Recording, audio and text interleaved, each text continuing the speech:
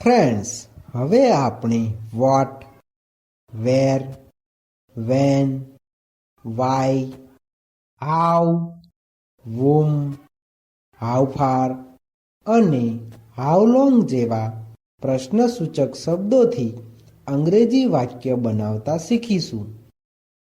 Formula: question words plus am અથવા is અથવા are plus subject plus verb plus ING plus object plus other words plus question mark.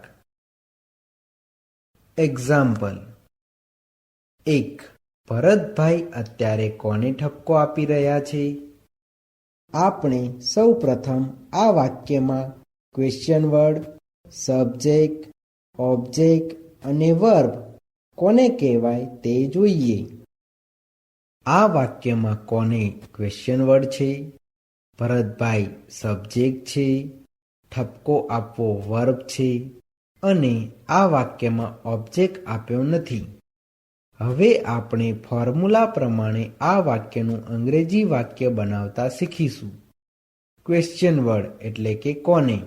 કોનેનું અંગ્રેજી whom થાય છે. એમ અથવા is અથવા R.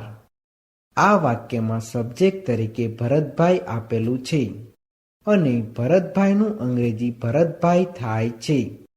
આમ ભરતભાઈ એકવચન નામ હોવાથી ભરતભાઈ સાથે ઇઝ આવે છે. વર્બ એટલે કે ઠપકો આપવો. ઠપકો આપવાનું અંગ્રેજી સ્કોલ્ડ થાય છે. પરંતુ કન્ટિન્યુઅસ પ્રેઝન્ટ ટેન્સના એક્ટિવ વોઇસના વાક્યોમાં ક્રિયાપદના મૂળ રૂપને આઈએનજી પ્રત્યે લાગતો હોવાથી સ્કોલ્ડનું સ્કોલ્ડિંગ થાય છે. આ વાક્યમાં ઓબ્જેક્ટ આપ્યો નથી. અધર વર્ડ્સ એટલે કે અત્યારે. અત્યારેનું અંગ્રેજી નાવ થાય છે. આ ઇન્ટ્રોગેટિવ વાક્ય હોવાથી વાક્યની પાછળ ક્વેશ્ચન માર્ક આવે છે.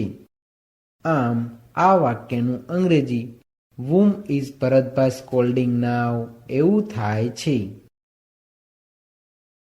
2. શિક્ષક કાળા પાટિયા પર શું લખી રહ્યા છે?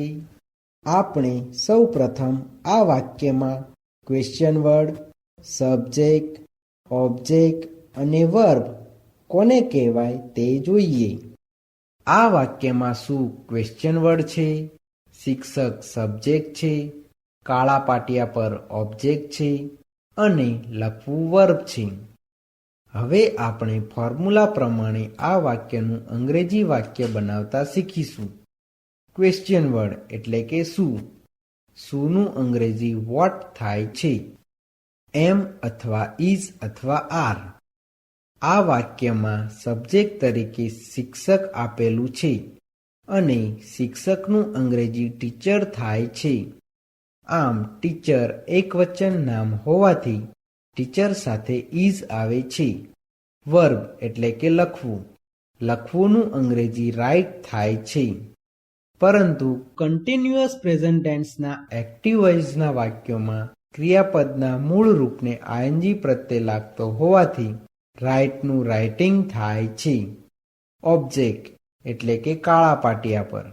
કાળા પાટિયા પરનું અંગ્રેજી ઓન ધ બ્લેકબોર્ડ થાય છે. આ વાક્યમાં અધર વર્ડ્સ નથી. આ ઇન્ટ્રોગેટિવ વાક્ય હોવાથી વાક્યની પાછળ ક્વેશ્ચન માર્ક આવે છે. આમ આ વાક્યનું અંગ્રેજી what is teacher writing on the blackboard એવું થાય છે.